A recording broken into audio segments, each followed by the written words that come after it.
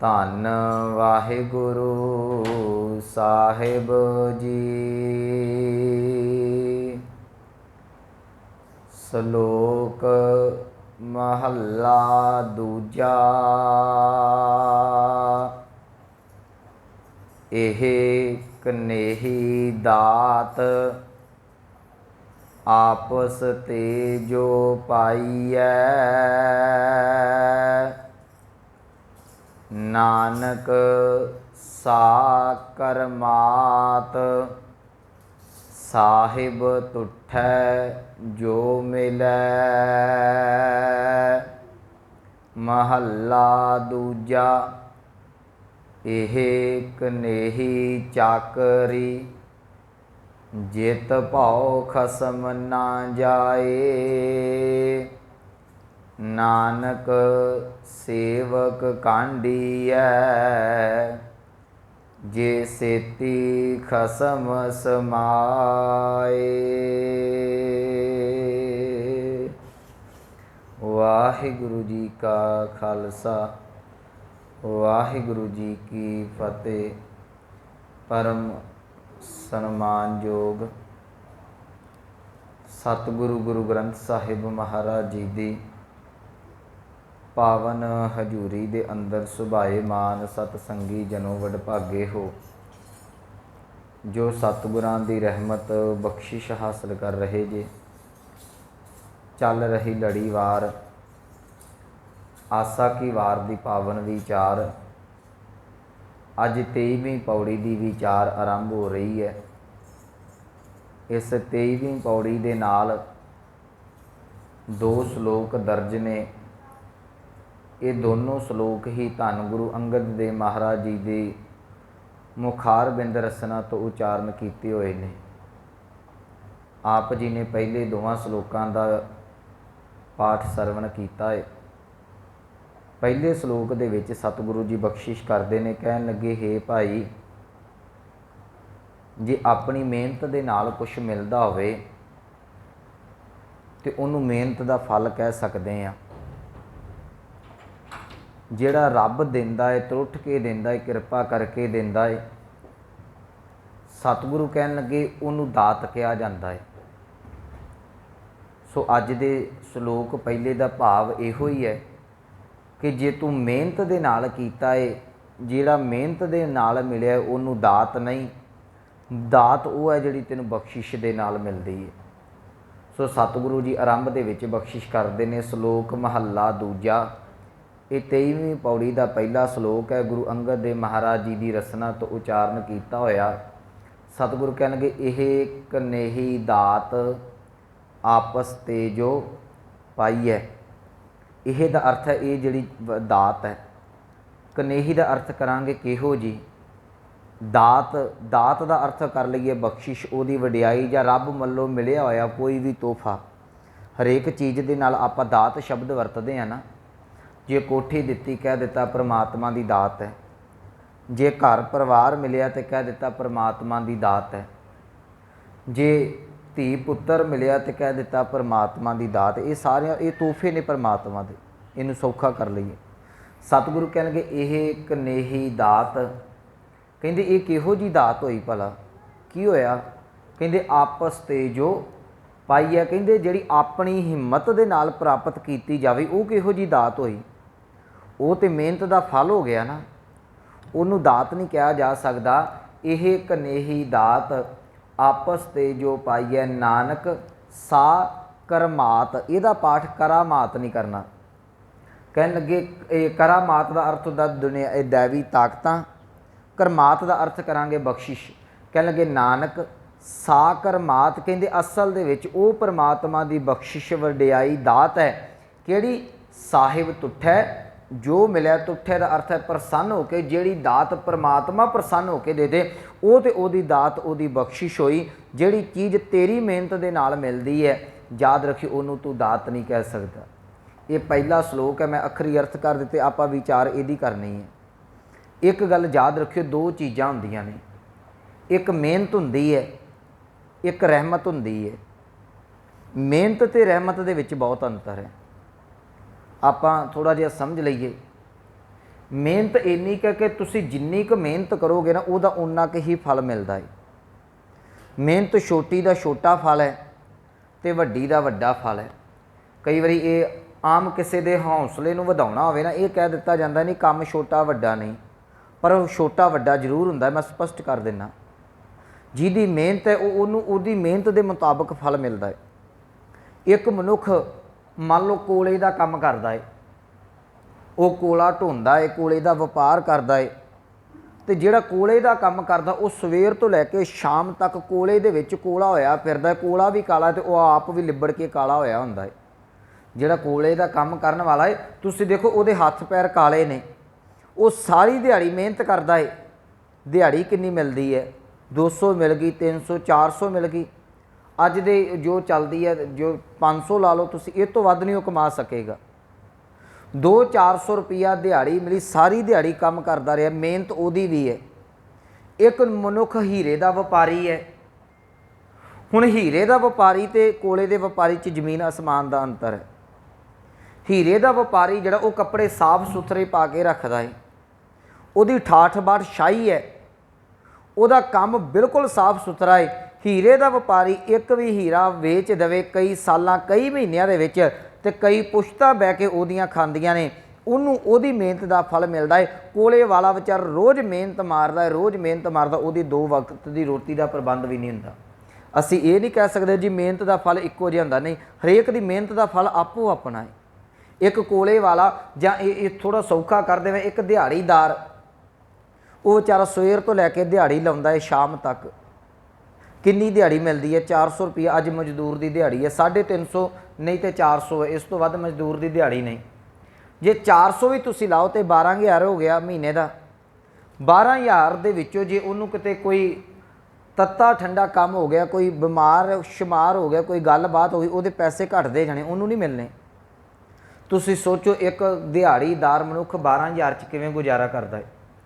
ਇੱਕ ਮਨੁੱਖ ਉਹ ਹੈ ਜਿਹੜਾ ਦਫ਼ਤਰ ਦੇ ਵਿੱਚ ਬਹਿ ਕੇ 8-8, 10-10 ਹਜ਼ਾਰ ਰੁਪਈਆ ਦਿਹਾੜੀ ਪਾਉਂਦਾ ਹੈ। ਜਿਨ੍ਹਾਂ ਕਈਆਂ ਦੇ ਪੈਕੇਜ ਹੁੰਦੇ ਨੇ, ਬੱਚੇ ਜਿਹੜੇ ਸਾਡੇ ਅੱਜ ਕੱਲ੍ਹ ਜਾਂ ਇੰਜੀਨੀਅਰ ਜਿੰਨੇ, ਉਹ ਪੈਕੇਜ ਨੇ ਉਹਨਾਂ ਦੇ 10 ਲੱਖ ਦਾ, 20 ਲੱਖ ਦਾ, 25-30 ਲੱਖ ਦਾ ਪੈਕੇਜ ਹੈ ਸਾਲ ਦਾ ਉਹਨਾਂ ਦਾ। ਉਹਨਾਂ ਦੀ ਕਿੰਨੀ ਦਿਹਾੜੀ ਪੈ ਰਹੀ ਹੈ। ਮਿਹਨਤ ਦਾ ਫਰਕ ਹੈ। ਮੈਂ ਸਿਰਫ ਇਹ ਸਪਸ਼ਟ ਕਰਨਾ ਚਾਹੁੰਦਾ, ਮਿਹਨਤ ਦੇ ਵਿੱਚ ਤੇ ਬਖਸ਼ਿਸ਼ ਦੇ ਵਿੱਚ ਅੰਤਰ ਹੈ। ਮੈਂ ਅਜੇ ਮਿਹਨਤ ਦੇ ਬੋਲ ਰਿਹਾ। ਜਦੋਂ ਕੋਈ ਮਿਹਨਤ ਕਰਦਾ ਹੈ ਤੇ ਬਾਣੀ ਮਿਹਨਤ ਕਰਨ ਤੋਂ ਕਦੇ ਨਹੀਂ ਡੱਕਦੀ। ਇੱਕ ਗੱਲ ਯਾਦ ਰੱਖਿਓ, ਗੁਰਬਾਣੀ ਕਹਿੰਦੀ ਹੈ ਜਿੱਥੇ ਫਿਜ਼ੀਕਲ ਵਰਕ ਆਵੇਗਾ ਉੱਥੇ ਤੈਨੂੰ ਮਿਹਨਤ ਕਰਨੀ ਪੈਣੀ ਹੈ। ਉੱਥੇ ਅੰਮ੍ਰਿਤ ਬਾਣੀ ਕਹਿੰਦੀ ਹੈ, ਘਾਲ ਖਾਏ ਕਿਛ ਹੱਥੋਂ ਦੇ ਨਾਨਕ ਰਾਹ ਪਛਾਣੇ ਸੇ। ਕਹਿਣ ਲੱਗੇ ਘਾਲ ਕਮਾਈ ਕਰ, ਤਕੜੀ ਮਿਹਨਤ ਕਰ, ਜਿੱਦਾਂ ਕਿੱਦਾਂ ਵੀ ਹੁੰਦਾ ਹੈ, 10 ਨੌਵਾਂ ਦੀ ਸੱਚੀ ਸੁੱਚੀ ਕਿਰਤ ਕਮਾਈ ਕਰਕੇ ਆਪਣਾ ਟੱਬਰ ਵੀ ਪਾਲ ਤੇ ਕਿਸੇ ਗਰੀਬ ਦਾ ਵੀ ਭਲਾ ਕਰ। ਇਹ ਹੈ ਮਿਹਨਤ। ਉਸ ਤੋਂ ਬਾਅਦ ਇੱਕ ਆਉਂਦੀ ਹੈ ਜੀ ਬਖਸ਼ਿਸ਼। ਬਖਸ਼ਿਸ਼ ਦੇ ਵਿੱਚ ਕੋਈ ਵੀ ਅੰਦਾਜ਼ਾ ਨਹੀਂ ਲਾਇਆ ਜਾਂਦਾ। ਬਖਸ਼ਿਸ਼ ਮੈਂ ਸਮਝਾ ਦੇਵਾਂ, ਜਿਵੇਂ ਲਾਟਰੀ ਨਹੀਂ ਲੱਗਦੀ ਕਿਸੇ ਦੀ, ਇਹ ਹਿਸਾਬ ਹੈ। ਤੁਸੀਂ 500-700 ਦੀ ਟਿਕਟ ਪਾਈ, ਲੱਗ ਗਈ ਤੇ ਕਰੋੜ 2 ਕਰੋੜ ਦੀ ਲੱਗੀ, ਨਾ ਲੱਗੀ ਤੇ ਨਾ ਲੱਗੀ। ਇਹ ਰੱਬ ਦੇ ਹੱਥ ਹੈ। ਇਹ ਬਖਸ਼ਿਸ਼ ਪਰਮਾਤਮਾ ਦੀ ਇੱਦਾਂ ਦੀ ਹੈ, ਜੇ ਕਿਸੇ ਨੂੰ ਦਾਤ ਪਰਮਾਤਮਾ ਦਿੰਦਾ ਹੈ ਤੇ ਕਈ ਵਾਰੀ ਰਾਹ ਜਾਂਦੇ ਤੁਰਿਆਂ ਨੂੰ ਦੇ ਦਿੰਦਾ ਹੈ, ਨਹੀਂ ਮਿਲਦੀ ਤੇ ਕਈ ਉਮਰਾਂ ਹੋ ਜਾਂਦੀਆਂ ਨੇ, ਨੱਕ ਗੋਡਾ ਰਗੜਦੇ ਆ ਮਨੁੱਖ ਨੂੰ ਰੱਬ ਦੇ ਅੱਗੇ, ਤਾਂ ਵੀ ਦਾਤ ਕੋਈ ਨਹੀਂ ਮਿਲਦੀ। ਮੈਂ 1-2 ਉਦਾਹਰਨਾਂ ਦੇਣੀਆਂ ਅੰਮ੍ਰਿਤ ਬਾਣੀ ਦੀਆਂ। ਜਿਸ ਵੇਲੇ ਧੰਨ ਗੁਰੂ ਨਾਨਕ ਸਾਹਿਬ ਮਹਾਰਾਜ ਜੀ ਪਾਕ ਪਟਨ ਗਏ ਨਾ, ਭਾਈ ਮਰਦਾਨਾ ਜੀ ਨਾਲ ਨੇ, ਤੇ ਬਾਬਾ ਫਰੀਦ ਸਾਹਿਬ ਦੇ ਜਿਹੜਾ ਹੈ ਉਹ ਇਲਾਕੇ ਦੇ ਵੱਲੋਂ ਸਤਿਗੁਰੂ ਨਿਕਲ ਰਹੇ ਨੇ, ਤੇ ਉੱਥੇ ਬਾਬਾ ਫਰੀਦ ਸਾਹਿਬ ਦਾ ਇੱਕ ਚੇਲਾ ਜਿਹੜਾ ਹੈ ਅੰਮ੍ਰਿਤ ਬਾਣੀ ਦੇ ਬੋਲ ਪੜ੍ਹ ਰਿਹਾ ਹੈ। ਉਹ ਅੰਮ੍ਰਿਤ ਸ਼ਲੋਕ ਪੜ੍ਹ ਰਿਹਾ ਸੀ। ਕਹਿਣ ਲੱਗੇ, ਪਹਿਲੇ ਪਹਿਰੇ ਫੁੱਲੜਾ ਫਲ ਪੀ ਪੱਛਾ ਰਾਤ, ਜੋ ਜਾ ਗੰਧ ਲਹਨ ਸੇ ਸਾਈ ਕੰਨੋ ਦਾਤ। ਕੰਨੋ ਦਾ ਅਰਥ ਹੈ ਪਾਸੋਂ, ਉਹਦੇ ਕੋਲੋਂ। ਇਹਦੇ ਅਰਥ ਇਹ ਬਣਦੇ ਨੇ ਕਿ ਪਹਿਲਾ ਪਹਿਰ ਜਿਹੜਾ ਹੈ ਨਾ ਰਾਤ ਦਾ, ਉਹ ਇਉਂ ਹੈ ਜਿਵੇਂ ਫੁੱਲ ਖਿੜਦਾ ਕਿਸੇ ਪੌਦੇ ਦੇ ਨਾਲ, ਬੂਟੇ ਦੇ ਨਾਲ। ਫਲ ਪੀ ਪੱਛਾ ਰਾਤ, ਪਿਛਲ ਪਹਿਰ ਜਿਹੜਾ ਹੈ ਅੰਮ੍ਰਿਤ ਵੇਲਾ, ਉਹ ਇੱਦਾਂ ਜਿਵੇਂ ਪ੍ਰਮਾਤਮਾ ਉਹਨੂੰ ਪਕਾ ਕੇ ਫੁੱਲ ਤੋਂ ਫਲ ਬਣਿਆ, ਪੱਕਾ ਹੋਇਆ ਫਲ ਮਿਲ ਜਾਂਦਾ ਹੈ। ਕਹਿਣ ਲੱਗੇ, ਜੋ ਜਾ ਗਨ ਲਹਨ ਸੇ ਸਾਈ ਕੰਨੋ ਦਾਤ। ਜਿਹੜੇ ਰਾਤ ਜਾਗਦੇ ਰਹਿੰਦੇ ਨੇ, ਅੱਧੀ ਰਾਤ ਬਾਣੀ ਪੜ੍ਹਦੇ, ਬੰਦਗੀ ਸਿਮਰਨ ਕਰਦੇ ਨੇ, ਉਹਨਾਂ ਨੂੰ ਪ੍ਰਮਾਤਮਾ ਕੋਲੋਂ ਇਹ ਦਾਤਾਂ ਮਿਲ ਜਾਂਦੀਆਂ ਨੇ। ਪਰ ਇੱਥੇ 2 ਚੀਜ਼ਾਂ ਸਮਝਣ ਵਾਲੀਆਂ ਨੇ। ਪਹਿਲੀ ਗੱਲ, ਜਿਹੜਾ ਸੂਫੀ ਮੱਤ ਹੈ ਨਾ, ਇਹ ਰਾਤ ਦੀ ਮਿਹਨਤ ਦੇ ਉੱਤੇ ਬਹੁਤ ਜ਼ਿਆਦਾ ਜ਼ੋਰ ਦਿੰਦਾ ਹੈ। ਤੁਸੀਂ ਕਦੀ ਇਸਲਾਮ ਨੂੰ ਪੜ੍ਹੋ ਜਾਂ ਸੂਫੀ ਸੰਤਾਂ ਨੂੰ ਪੜ੍ਹੋ ਨਾ, ਉਹ ਅੰਮ੍ਰਿਤ ਵੇਲੇ ਦੀ ਉਹ ਰਾਤ ਦੀ ਬੰਦਗੀ ਤੇ ਬਹੁਤ ਜ਼ੋਰ ਦੇਣਗੇ। ਤੇ ਬਾਬਾ ਫਰੀਦ ਸਾਹਿਬ ਜੀ ਸੂਫੀ ਨੇ, ਇਸ ਕਰਕੇ ਉਹ ਇੱਕ ਗੱਲ ਸਮਝਾ ਰਹੇ ਨੇ ਕਿ ਭਲਿਆ ਪਹਿਲੀ ਰਾਤ ਦਾ ਜਿਹੜਾ ਪਹਿਲਾ ਪਹਿਰ ਹੈ ਨਾ, ਉਹ ਤੂੰ ਉਦੋਂ ਬਾਣੀ ਪੜ੍ਹਦਾ ਹੈ, ਬੰਦਗੀ ਕਰਦਾ ਹੈ, ਉਹ ਇਉਂ ਹੈ ਕਿ ਜਿਵੇਂ ਫੁੱਲ ਹੈ, ਜੇ ਕਿਤੇ ਪਿਛਲ ਰਾਤ ਨੂੰ ਉੱਠ ਪਵੇਂ ਉਹ ਫਲ ਦੀ ਨੇ ਆਈ ਹੈ। ਅੱਜ ਸਾਡੀ ਕੌਮ ਦੀ ਇਹ ਇੱਕ ਤਰਾਸਦੀ ਹੈ। ਅਸੀਂ ਪਛਲ ਪੈਰ ਉੱਠਣਾ ਕੀ ਸੀ? ਪਿਛਲ ਪੈਰ ਦਾ ਅਰਥ ਹੁੰਦਾ ਸੂਰਜ ਚੜ੍ਹਨ ਤੋਂ 3 ਘੰਟੇ ਪਹਿਲਾਂ ਲੋਅ ਲੱਗਣ ਤੋਂ। ਅਸੀਂ ਅੰਮ੍ਰਿਤ ਵੇਲੇ ਉੱਠਣਾ ਕੀ ਸੀ? ਅਸੀਂ ਭੰਡਣਾ ਸ਼ੁਰੂ ਕਰ ਦਿੱਤਾ।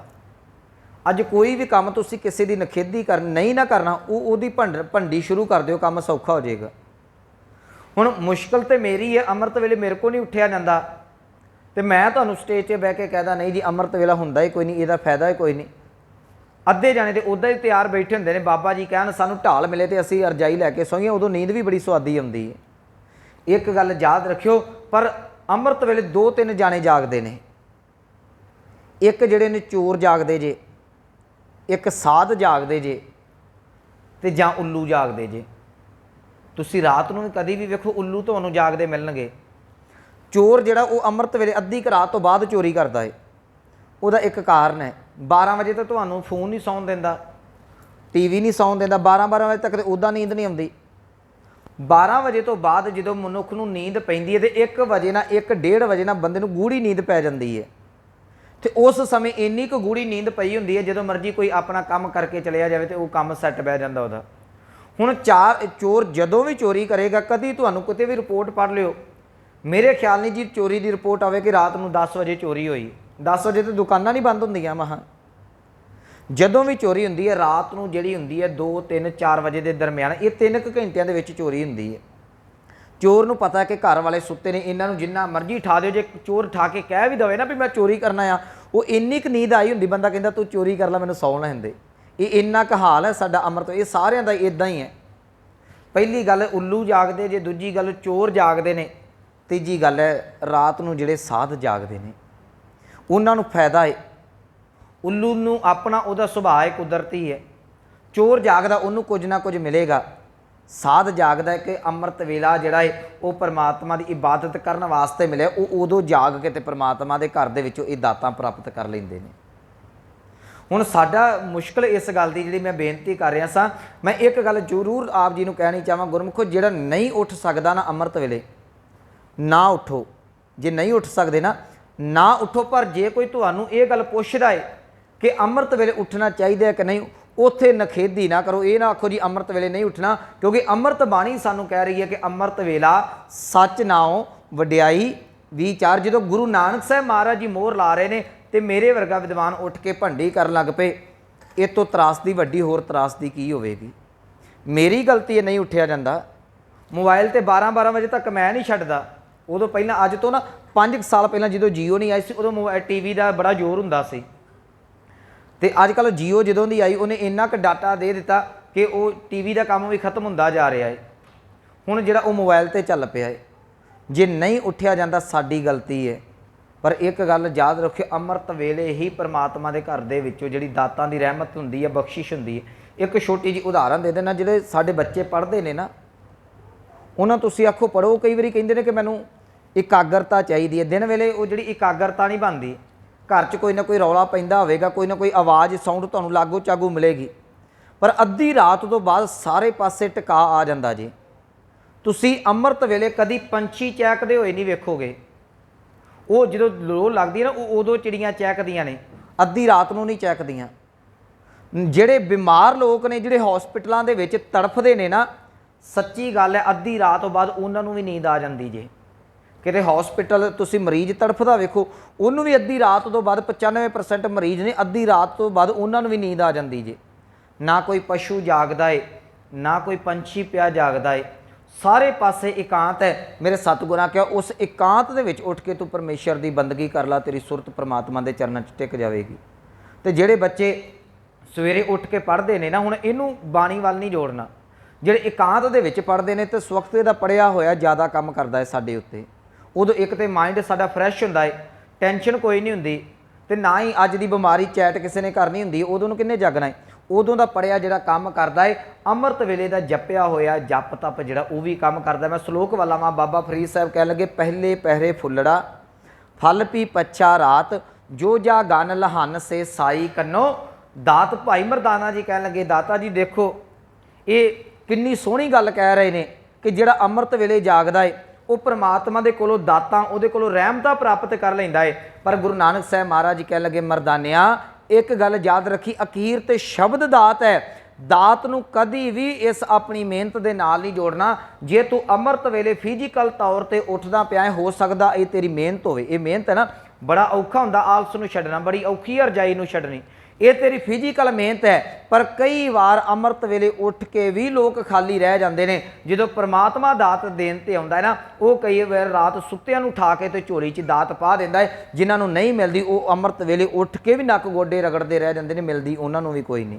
ਇਹਦਾ ਭਾਵ ਇਹ ਨਹੀਂ ਕਿ ਸਤਿਗੁਰੂ ਅੰਮ੍ਰਿਤ ਵੇਲੇ ਦੀ ਜਿਹੜੀ ਭੰਡੀ ਕਰ ਰਹੇ ਨੇ, ਇਹਦਾ ਭਾਵ ਕਿ ਇੱਕ ਪ੍ਰਮਾਤਮਾ ਦੀ ਦਾਤ ਦੀ ਗੱਲ ਸਮਝਾ ਰਹੇ ਨੇ। ਜਦੋਂ ਪ੍ਰਮਾਤਮਾ ਬਖਸ਼ਿਸ਼ ਕਰਨ ਤੇ ਆਉਂਦਾ ਨਾ, ਉਹਦਾ ਪਤਾ ਨਹੀਂ ਉਹਨੇ ਕਿਹੜੇ ਵੇਲੇ ਦਾਤ ਦੇ ਦੇਣੀ ਆ। ਇਹ ਦੋਨੇ ਸ਼ਲੋਕ ਇਕੱਠੇ ਆਪਾਂ ਪੜ੍ਹਦੇ ਹਾਂ ਜੀ। ਉੱਥੇ ਇਹ ਬਾਬਾ ਫਰੀਦ ਸਾਹਿਬ ਨੇ ਪਹਿਲਾਂ ਕਿਹਾ, ਕਹਿੰਦੇ ਪਹਿਲੇ ਪੈਰੇ ਫੁੱਲੜਾ ਫਲ ਪੀ ਪੱਛਾ ਰਾਤ, ਜੋ ਜਾ ਗਨ ਲਹੰਸੇ ਸਾਈ ਕੰਨੋ ਦਾਤ। ਤੇ ਗੁਰੂ ਨਾਨਕ ਸਾਹਿਬ ਮਹਾਰਾਜ ਜੀ ਕਹਿਣ ਲੱਗੇ, ਦਾਤੀ ਸਾਹਿਬ ਸੰਦੀਆਂ। ਸਾਹਿਬ ਦੀਆਂ ਸੰਦੀਆਂ ਦੀਆਂ ਅਰਥ ਕਰਾਂਗੇ ਉਹਦੀਆਂ। ਕਹਿੰਦੇ ਇਹ ਦਾਤਾਂ ਪ੍ਰਮਾਤਮਾ ਦੀਆਂ, ਦਾਤੀ ਸਾਹਿਬ ਸੰਦੀਆਂ ਕਿਆ ਚੱਲੈ ਤਿਸ ਨਾਲ। ਕਹਿੰਦੇ ਪ੍ਰਮਾਤਮਾ ਨਾਲ ਚਾਰਾ ਥੋੜੀ ਕੋਈ ਚੱਲ ਸਕਦਾ ਹੈ। ਯਾਦ ਰੱਖਿਓ, ਮੈਂ ਕੱਲ ਵੀ ਕਿਹਾ ਸੀ, ਨਾਲ ਖਸਮ ਚੱਲੈ। ਅਰਦਾਸ ਤੁਸੀਂ ਅਰਦਾਸ ਕਰ ਸਕਦੇ ਜੇ, ਉਹਦੇ ਨਾਲ ਲੜ ਨਹੀਂ ਸਕਦੇ। ਪ੍ਰਮਾਤਮਾ ਨਾਲ ਕੀ ਕਰ ਲੋਗੇ? ਇੱਕ ਗੁਰੂ ਅਰਜਨ ਸਾਹਿਬ ਮਹਾਰਾਜ ਜੀ ਦਾ ਬਚਨ ਕਹਿ ਲੱਗੇ, ਜਿਸ ਠਾਕੁਰ ਸਿਓ ਨਾਹੀ ਚਾਰਾ, ਜਿਹਦੇ ਅੱਗੇ ਕੋਈ ਚਾਰਾ ਨਹੀਂ ਚੱਲਣਾ। ਤੁਸੀਂ ਮਾਂ ਬਾਪ ਦੇ ਕੋਲੋਂ ਲੜ ਕੇ ਜਿਹੜੀ ਚੀਜ਼ ਅਸਥੂਲ ਹੈ, ਜਿਹੜੀ ਦਿਖਦੀ, ਉਹਦੇ ਕੋਲੋਂ ਲੜ ਕੇ ਤੁਸੀਂ ਚੀਜ਼ ਲੈ ਲੋਗੇ। ਹੁਣ ਪ੍ਰਮਾਤਮਾ ਤੇ ਸੂਖਸ਼ਮ ਹੈ, ਉਹਦੇ ਨਾਲ ਕਿੱਥੋਂ ਫਿਜ਼ੀਕਲ ਤੌਰ ਤੇ ਲੜ ਲੋਗੇ? ਪਰ ਸਾਡੇ ਕੁਝ ਲੋਕਾਂ ਨੇ ਇਹ ਮਨੁੱਖ ਦੇ ਮਨ 'ਚ ਇਹ ਘਰ ਕਰਕੇ ਪਾਤਾ। ਕਈਆਂ ਨੇ ਵਰਤ ਰੱਖਣੇ ਸ਼ੁਰੂ ਕਰ ਦਿੱਤੇ, ਸ਼ਾਇਦ ਇੱਦਾਂ ਲੜ ਕੇ ਮੈਂ ਲੈ ਲਾਂਗਾ। ਕਈਆਂ ਨੇ ਜਿਹੜਾ ਸੀ ਉਹ ਕਈ ਤਰ੍ਹਾਂ ਦੇ ਇੱਕ ਲੱਤ 'ਤੇ ਖਲੋਣਾ ਸ਼ੁਰੂ ਕਰਤਾ, ਇਹ ਕਰਮ ਕਾਂਡ ਕਰਨੇ ਸ਼ੁਰੂ ਕਰ ਦਿੱਤੇ, ਸ਼ਾਇਦ ਪ੍ਰਮਾਤਮਾ ਇੱਦਾਂ ਦਾਤ ਦੇ ਦੇਗਾ। ਸਤਿਗੁਰੂ ਕਹਿੰਦੇ ਨਹੀਂ, ਇਹ ਇੱਦਾਂ ਦਾਤ ਨਹੀਂ ਮਿਲਣੀ। ਗੁਰੂ ਅਰਜਨ ਸਾਹਿਬ ਦਾ ਬਚਨ ਕਹਿਣ ਲੱਗੇ, ਜਿਸ ਠਾਕੁਰ ਸਿਓ ਨਾਹੀ ਚਾਰਾ, ਕੀ ਕਰਤਾ ਕੋ ਕੀਜੈ ਸਦ ਨਮਸਕਾਰਾ। ਉਹਨੂੰ ਨਮਸਕਾਰ ਕਰ, ਉਹਦੇ ਅੱਗੇ ਫਰਿਆਦ ਕਰ, ਉਹ ਤੇਰੀ ਝੋਲੀ ਜ਼ਰੂਰ ਭਰੇਗਾ। ਗੁਰੂ ਨਾਨਕ ਸਾਹਿਬ ਕਹਿ ਲਗੇ, ਦਾਤੀ ਸਾਹਿਬ ਸੰਦੀਆਂ ਕਿਆ ਚੱਲੈ ਤਿਸ ਨਾਲ, ਇੱਕ ਜਾ ਗੰਦੇ ਨਾਲ ਹੈਨ ਇੱਕ ਨਾ ਸੁੱਤਿਆਂ ਦੇ ਉਠਾਲ। ਕਹਿੰਦੇ ਇੱਕ ਵਾਰੀ ਜਾਗਦੇ ਵੀ ਕਈ ਜਾਣੇ ਰਹਿ ਜਾਂਦੇ ਨੇ। ਤੇ ਜਿਹਨੂੰ ਪ੍ਰਮਾਤਮਾ ਨੇ ਦਾਤ ਦੇਣੀ ਹੁੰਦੀ ਹੈ, ਰਾਤ ਨੂੰ ਮਨੁੱਖ ਸ਼ਰਾਬ ਪੀ ਕੇ ਸੁੱਤਾ ਹੁੰਦਾ ਤੇ ਸਵੇਰ ਵੇਲੇ ਮਨ ਬਦਲਿਆ ਹੁੰਦਾ ਤੇ ਗੁਰੂ ਵਾਲਾ ਬਣ ਜਾਂਦਾ ਹੈ। ਇਹ ਪ੍ਰਮਾਤਮਾ ਦੀ ਦਾਤ ਦਾ, ਉਹਦੀ ਕਿਰਪਾ ਦਾ ਕੋਈ ਪਤਾ ਨਹੀਂ ਕਿਹੜੇ ਵੇਲੇ ਜਿਹੜੀ ਵਰਤ ਜਾਣੀ ਹੈ। ਮੈਂ ਤਾਈਓ ਅਕਸਰ ਹੀ ਇਹ ਗੱਲ ਗੁਰੂ ਘਰਾਂ 'ਚ ਬਾਰ-ਬਾਰ ਰਿਪੀਟ ਕਰਦਾ, ਜਿਹੜਾ ਵੀ ਬੱਚਾ, ਜਿਹੜਾ ਵੀ ਜਗਿਆਸੂ ਗੁਰੂ ਘਰ 'ਚ ਆਉਂਦਾ ਹੈ ਨਾ, ਉਹਨੂੰ ਕਦੀ ਨਾ ਮਾੜਾ ਆਖੀਏ। ਠੀਕ ਹੈ, ਅੱਜ ਉਹ ਗਲਤ ਹੈ, ਜਿੰਨਾ ਚਿਰ ਉਹ ਆਇਆ ਹੈ ਉਨਾ ਚਿਰ ਗਲਤ ਹੋ ਸਕਦਾ ਹੈ। ਪਰ ਜਦੋਂ ਦਰਵਾਜ਼ੇ ਤੋਂ ਬਾਹਰ ਨਿਕਲ ਕੇ ਜਾਵੇਗਾ, ਉਦੋਂ ਕੋਈ ਪਤਾ ਨਹੀਂ ਕਿ ਉਹਦੇ ਅੰਦਰ ਪ੍ਰਮਾਤਮਾ ਕਿਹੜੀ ਦਾਤ ਟਿਕਾ ਕੇ ਰੱਖ ਦੇਵੇ।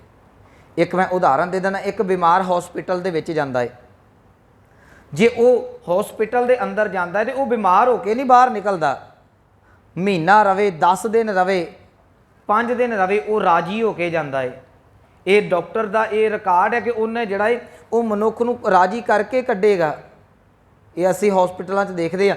ਜਿਹੜਾ ਗੁਰੂ ਘਰ 'ਚ ਆਉਂਦਾ ਨਾ, ਜਿਹੜਾ ਆ ਗਿਆ, ਉਹ ਅੱਜ ਨਹੀਂ ਤੇ ਕੱਲ੍ਹ ਉਹਦੇ 'ਤੇ ਕਿਰਪਾ ਜ਼ਰੂਰ ਹੋਵੇਗੀ।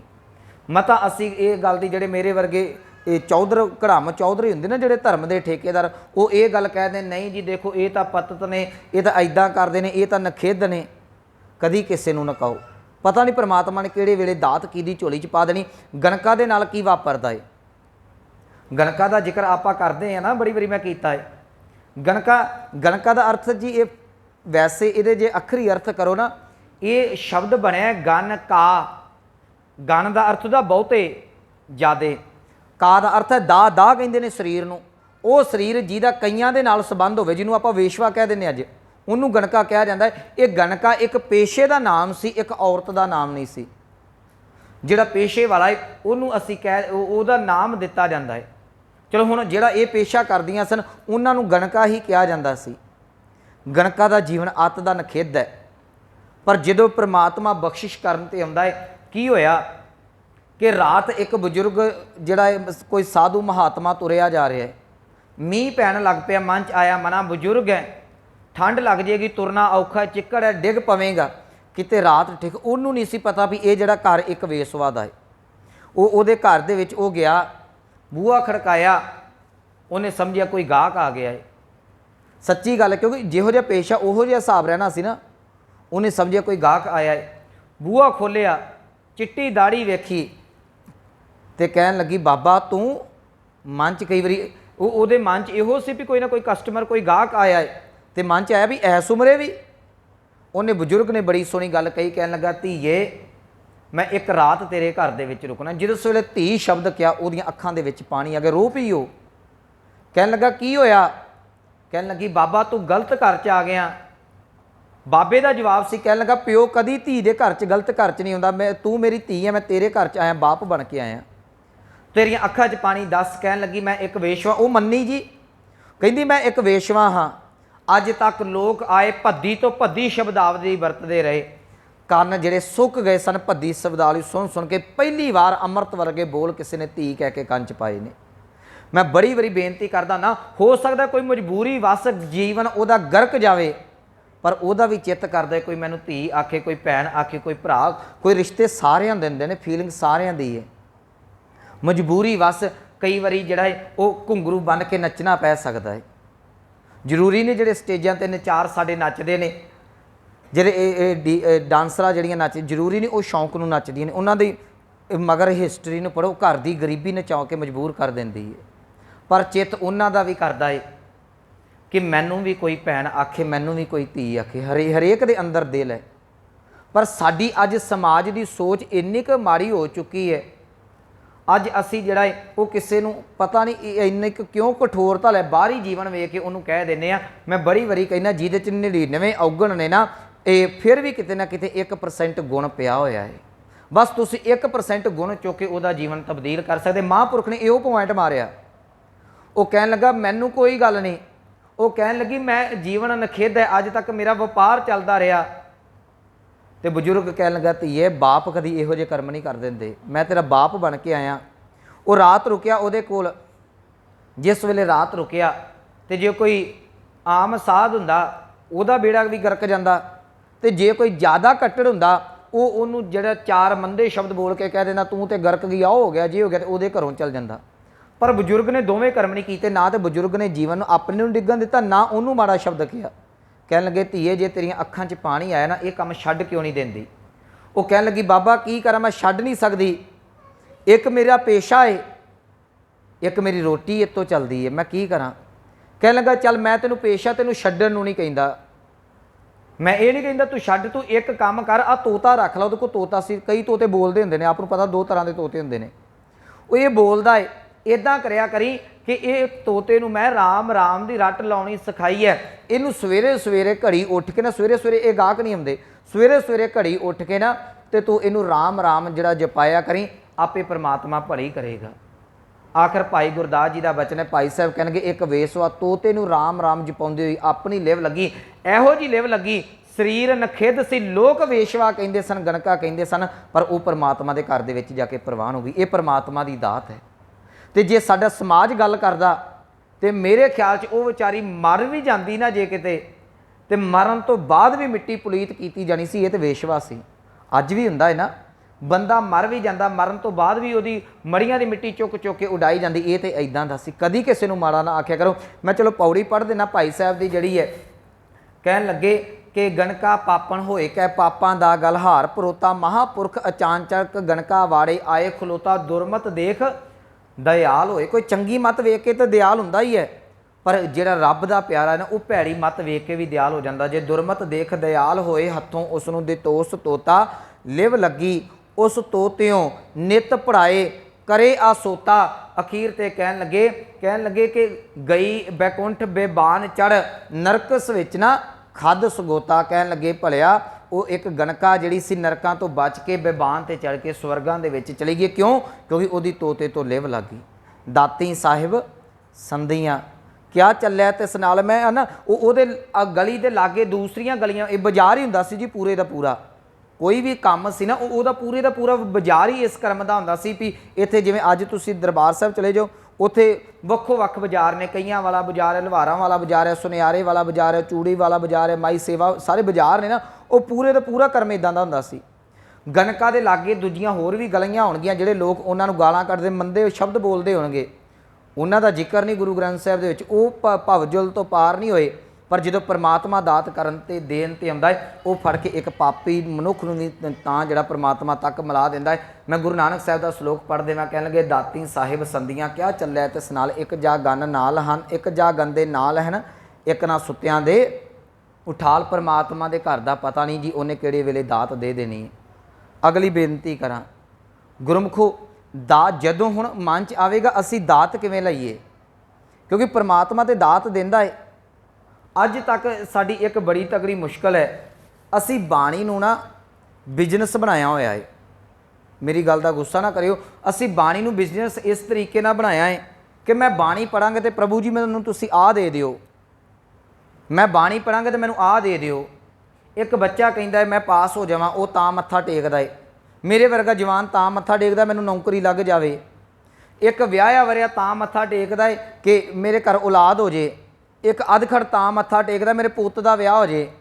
ਉਸ ਤੋਂ ਬਾਅਦ ਫਿਰ ਤਾਂ ਮੱਥਾ ਟੇਕਦਾ ਮੈਨੂੰ ਪੋਤਰਾ ਮਿਲ ਜੇ। ਸਾਰੀ ਉਮਰ ਦਾਤਾਂ ਵਪਾਰ ਹੀ ਕਰਦੇ ਰਹੇ ਨੇ, ਗੁਰੂ ਵਾਸਤੇ ਤੇ ਮੱਥਾ ਟੇਕਦੇ ਕਦੀ ਨਹੀਂ। ਅਸੀਂ ਹਮੇਸ਼ਾ ਹੀ ਕੋਈ ਨਾ ਕੋਈ ਡਿਮਾਂਡ ਲੈ ਕੇ ਆਉਂਦੇ ਹਾਂ। ਪਰ ਇੱਕ ਗੱਲ ਯਾਦ ਰੱਖਿਓ, ਗੁਰੂ ਗ੍ਰੰਥ ਸਾਹਿਬ ਦੀ ਬਾਣੀ ਕੇਵਲ ਤੇ ਕੇਵਲ ਤੁਹਾਡੀਆਂ ਡਿਮਾਂਡਾਂ ਪੂਰੀਆਂ ਕਰਨ ਵਾਸਤੇ ਨਹੀਂ। ਹਾਂ, ਇਹ ਤੋਂ ਡਿਮਾਂਡਾਂ ਪੂਰੀਆਂ ਹੁੰਦੀਆਂ ਨੇ, ਮੈਂ ਨਹੀਂ ਕਹਿੰਦਾ ਇੱਥੋਂ ਨਹੀਂ ਮਿਲਦਾ, ਕਿਉਂ ਸਭ ਕੁਝ ਮਿਲਦਾ ਹੈ। ਸਾਚੇ ਸਾਹਿਬਾ ਕਿਆ ਨਾਹੀਂ ਘਰ ਤੇਰੇ ਸਿੱਖ ਨੇ, ਇੱਥੋਂ ਨਹੀਂ ਮੰਗਣਾ ਤੇ ਕਿੱਥੋਂ ਮੰਗਣਾ ਹੈ। ਤੂੰ ਅਰਦਾਸ ਕਰ, ਜਿਹੜੀ ਚੀਜ਼ ਦੀ ਲੋੜ ਹੈ ਗੁਰੂ ਚਰਨਾਂ 'ਚ ਅਰਦਾਸ ਕਰ। ਪਰ ਮੈਂ ਬੜੀ ਵਾਰੀ ਕਹਿੰਦਾ, ਕਿਤੇ ਨਾ ਕਿਤੇ ਤੇਰੀ ਅਰਦਾਸ ਰੋਕ ਕੇ ਪਰਮਾਤਮਾ ਵਾਲੇ ਪਾਸੇ ਵੀ ਤੁਰੇ।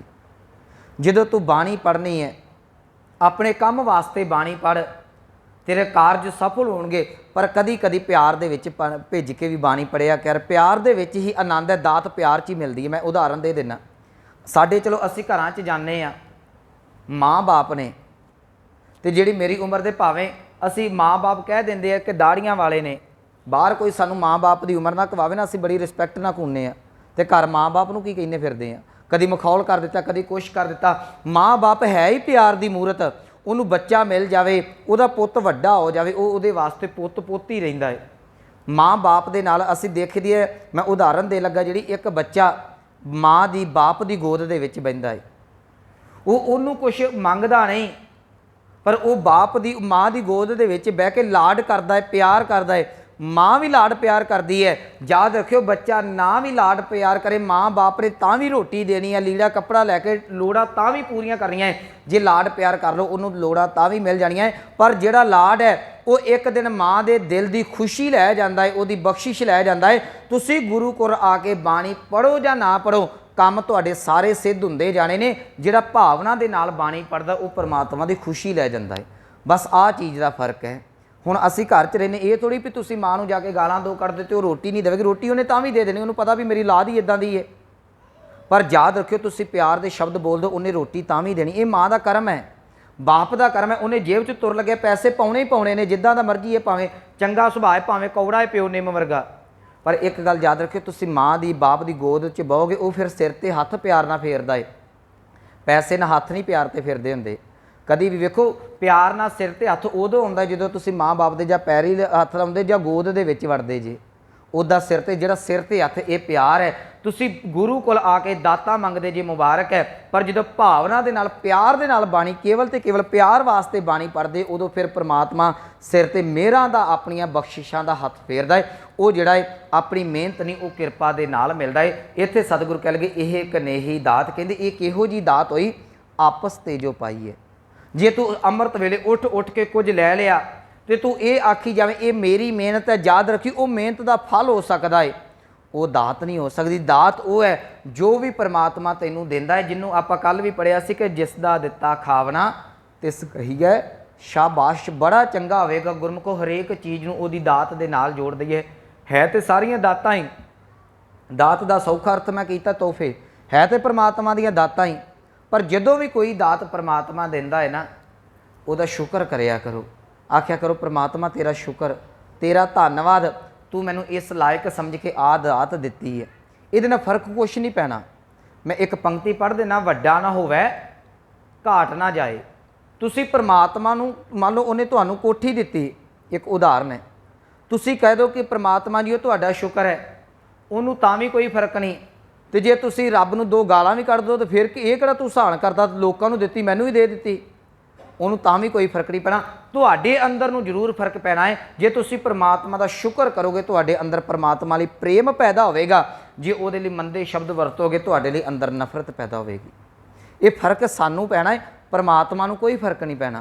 सो सतगुरु इत्थे समझा रहे हैं यह एक नेही दात, कहते ये किहो जी भलिया दात है, आपस ते जो पाई है जिहड़ी तेरी अपनी मेहनत दे नाल मिलदी है।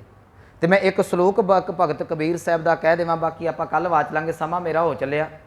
भगत कबीर साहब कहन लगे, कहंदे मैं पिछले समय च उदाहरण दित्ती सी, कहंदे मेहंदी दीयां पत्तियां, कोई मेहंदी पत्तियां च हुंदी है ना, पत्तियां तोड़ के किसी ने लिआंदियां, उन्होंने सुका के उन्होंने पीसिया चंगी तरह पाउडर बना दिता।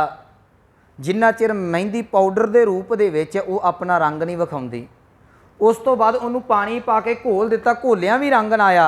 उन्होंने रंग उदों चढ़दा जे जदों एक धी एक भैन अपने हत्थां जां पैरां नूं लाउंदी, उदों मेहंदी का रंग मिलदा है।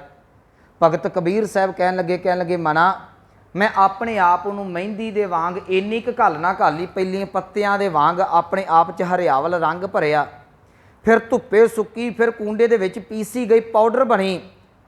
पीसन तो बाद जिस वेले पानी च घोल दिता, कहते घोली भी गई, पर इन्नी क बद किस्मत निकली, घोलन तो बाद पीसन तो बाद इन्नी मेहनत मशक्कत तो बाद भी फड़ के मैनू किसी ने पैरी लाया ना, मेरे ते रंग ना चढ़िया, मेरा मुल ही कोई ना पिया। मेहंदी का मुल कदों पैंदा है? मान लो एक तुसीं बाजार चों पैकेट खरीदे जे 10-20 का आ जाता होना, शायद जेड़े सिर नूं लाउंदे उन्हां नूं ज़्यादा पता होना, ये 10-20 का पैकेट आ जाता है। मुल उदों पैंदा जदों तुसीं मेहंदी हत्थां नूं लवाउण जांदे जे, जां एक सुहागन मेहंदी लाउंदी, वो मुल उहदा उदों पैंदा है। भगत कबीर साहब कह लगे, कबीर मेहंदी करके रखिया आप पी साए तैं शह बात ना पुछिया कबू ना लाई पाए। कह लगे हे मालक तू तो बात ही नहीं पुछी, तू तो घोल के रख छड़ी, तू कभी पैरी ना लाई। गुरु अमरदास महाराज कह लगे नानक मेहंदी करके रखिया, कहते याद रखी उन्हें जो पैरी लाउनी है रंग चाढ़ना, ये परमात्मा की दात है। तेरी मेहनत हो सकती है मेहंदी वांग धुप्पे पै, तेरी मेहनत हो सकती है मेहंदी वांग पाउडर बन जा, पर जिन्ने पैरां दे नाल लाउनी ये ओदी बख्शिश है, ये तेरी मेहनत नहीं। नानक मेहंदी करके रखिया सो शाह नदर करे, आपे पीसै आपे घसै आपे ही लाए लए, ये पिरम प्याला खसम का जय पावै तैं ये मालक की मौज है, पता नहीं उन्हें किनू मेहंदी देनी है। कई बार घोली मेहंदी रुड़ जाती है, तो कई मैं वेखदा हुंदा जो भैणां लाउंदियां ने वो कीप ही हुंदी ना, वो कई बार पई उत्थे ही सुक जाती है, जो कुड़ियां ने ला ली बाकी वाह जाती, वो फड़ के सुट देंदे ने। सारी मेहंदी के कर्मां दे विच रंग नहीं हुंदा, सुहप्पा नहीं हुंदा। असीं सारे मेहनत करते हैं, बख्शिशां सारिआं नूं नहीं, बख्शिशां रहमतां वालिआं नूं मिलदियां ने। यह कनेही दात मैं समाप्ति करा, ये किहो जी दात है आपस ते जो पाई है जिहड़ी तेरी अपनी मेहनत दे नाल मिले। असल विच नानक साकरमात असल च बख्शिश वो है, साहिब तुठ है जो मिले जिन्हों परमात्मा त्रुट के तेरी झोली दे विच पा देवे, वो दात है। तो याद रखे जो परमात्मा दात पाउंदा है ना, उदों फिर कदी टोटा नहीं आउंदा, खावो खर्चो रल मिल भाई टोट ना आवे वध दो जाई। सो ये सी पावन सलोक दी विचार, जिहदा समुच्चा तत्त भाव ये है कि भलिया तेरी मेहनत दे नाल, मेहनत दा फल तो हो सकदा है, परमात्मा की दात नहीं। तू परमात्मा दे कोलों दात उहदी रहमत मंगिया कर, क्योंकि रहमत दीयां जिहड़ियां दातां ने ना वो कदी भी नहीं मुकदियां, ते तेरे जीवन दे विच वो हमेशा ही बहारां लैके आवेगी। सो इन्नियां बेनतियां प्रमाण, होईयां भुल्लां गलतियां दी खिमा। आओ पावन पंक्तियां दा जाप सरवण करके समाप्ति करिए। एह कनेही दात आपस ते जो पाईऐ, नानक साकर मात साहिब तुठै जो मिलै। वाहिगुरु जी का खालसा, वाहिगुरु जी की फतेह।